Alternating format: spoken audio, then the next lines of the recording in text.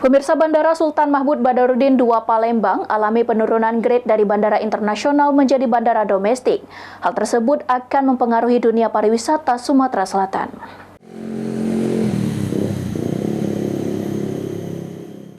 Turun grade-nya Bandara Sultan Mahmud Badarudin II Palembang dari bandara internasional menjadi bandara domestik sangat disayangkan oleh berbagai pihak. Karena sejak tahun 1970 lantaran Bandara SMP 2 Palembang sudah menjadi bandara internasional. Mas Agus Muhammad Isnaini selaku Ketua Asosiasi Pelaku Pariwisata Indonesia DPD Sumsel mengungkapkan, kondisi tersebut akan berpengaruh pada sektor pariwisata di Provinsi Sumatera Selatan.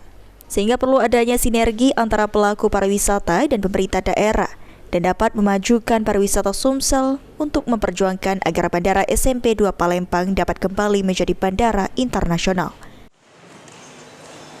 Turunnya grade ini Pak, apakah ada kemungkinan mematikan sektor pariwisata juga?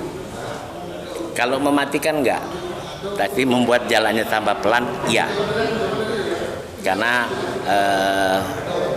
mungkin yang saya dapat informasi, ini kan yang menjadi dasar kenapa ini turun grade itu karena dari penerbangan internasional itu lebih banyak dari Sumsel keluar daripada dari orang luar yang datang ke Sumsel.